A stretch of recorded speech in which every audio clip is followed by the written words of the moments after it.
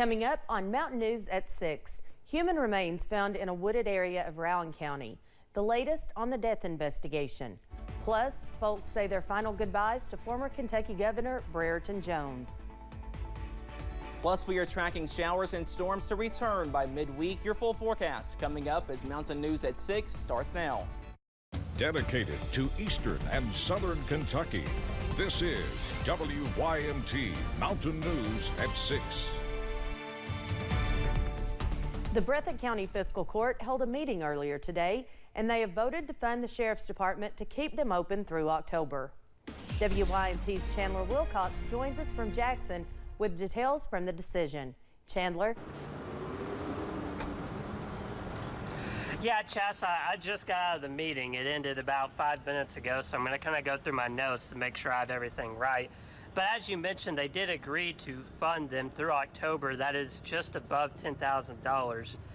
That money will be used to keep deputies in work. Sheriff John Holland actually told me that's the first time they had asked for money from the fiscal court.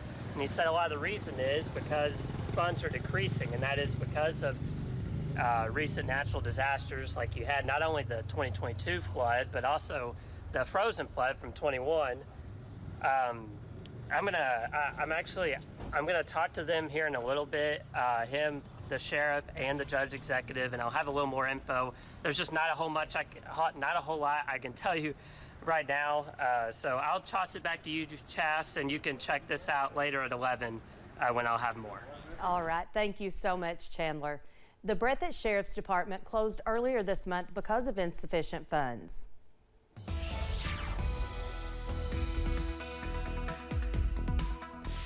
Well, the weather is fantastic across the region into this evening. Here's a live look from Buffalo Mountain, and check out nothing but blue sky back in the distance. That temperature, though, a little bit mild at 79 degrees here in Perry County. Most of us, though, in the upper 70s and lower 80s, up to 82 for Harlan, 83 in Manchester, 84 for Palaski, also Wayne County. So a little bit warmer in the Cumberland Valley, a little bit cooler, though, as you get into the Big Sandy Valley, closer to the West Virginia border. Up on the radar, we are dry, and that dry weather will continue as we go into this evening, but we are tracking this warm front. Now, once this passes, our winds are going to come out of the south and southwest. That means we're tracking an increase in that moisture and also an increase in those rain chances as early as tomorrow, also on Thursday. But this evening, if you have any plans to head out to dinner, the forecast is awesome. We stay dry under that mainly sunny sky, and those temperatures in the middle to upper 70s, so a little bit warm out there, and those lows back in the 60s later on tonight. But coming up, we'll talk about those storm chances on Wednesday and Thursday.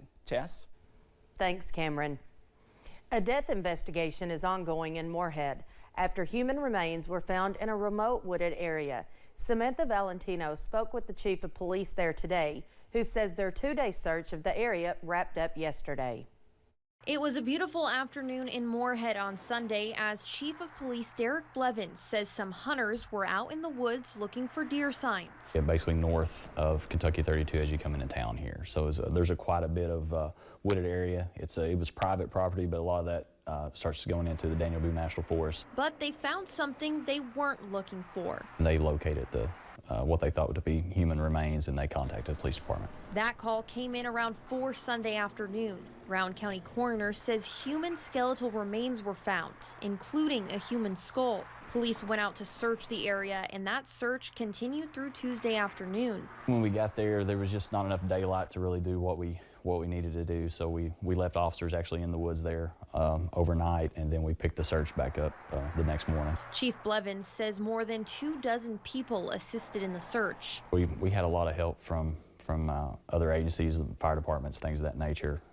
Really stepped up, and they helped us. That's a really rugged area, so it was nice to everybody kind of got together and helped us out a lot. The coroner says in addition to the remains, personal items were also found in the same area.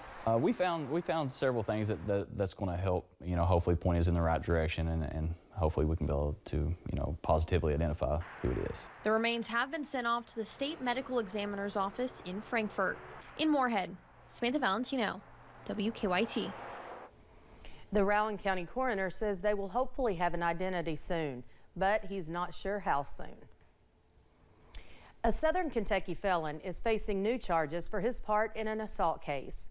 Wayne County Sheriff's Office deputies were called out to a home on Mercer Drive in Wayne County last night for a domestic violence complaint. When they arrived, a woman told police a man who was later identified as 41-year-old Travis Parmley of Monticello had thrown her to the floor and strangled her. Police later found Parmley and charged him on multiple charges. A Pulaski County man arrested on second-degree rape charges 2 weeks ago was in Pulaski County Court for a preliminary hearing yesterday. A search warrant was executed at a home on Perkins Drive in Pulaski County. While detectives were at the home, they encountered 46-year-old John Lloyd Lester, who lived there. Lester was brought into custody at the time for the warrant. After the hearing, an additional count of sodomy was added to Lester's charges. A Laurel County man is behind bars after a burglary case. The arrest happened Sunday afternoon on Dean Hundley Road, about 4 miles north of London. This came after the Laurel County Sheriff's Office conducted an investigation of a reported burglary of a female victim's home off Dean Hundley Road. Deputies say the front door of the home was damaged during the reported burglary. 40-year-old Philip Wade Adams of London was taken to the Laurel County Correction Center. A final service today for a former Kentucky governor. Business leaders, politicians, those in the horse business joined friends and family to say goodbye to former Governor Brereton Jones. Jones died last week after a long illness at the age of 84. Jones served as governor from 1991 to 1995, but made a name both for himself and the state as a whole in pushing for horse racing, and both in Kentucky and beyond. People say Jones will be remembered for many things. He was a builder. He was a family man. I remember how close he was to his parents and his siblings, and then of course his children. People say Jones often did things for others and did not want political credit for himself, such as paving the way for constitutional officers to run for 2 terms.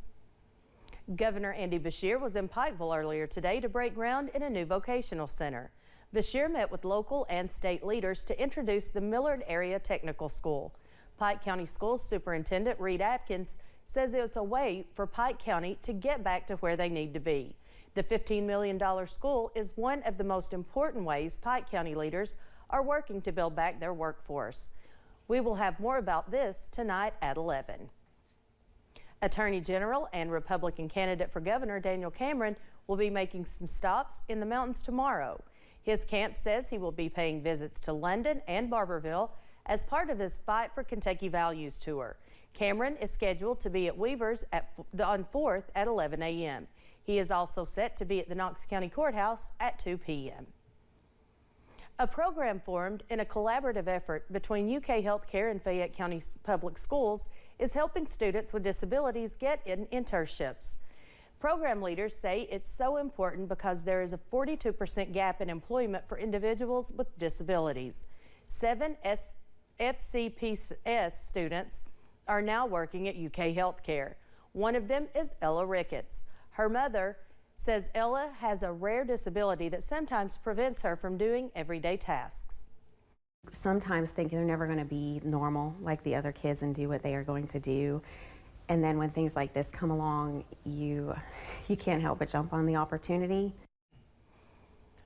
Ricka Ricketts also says Ella now comes home every day excited with a new story to tell. The CDC recommended the first RSV vaccine for a pregnant person to protect their newborn from severe RSV illness. Julius Sandorf spoke to one Lexington physician about what he's seeing in the office.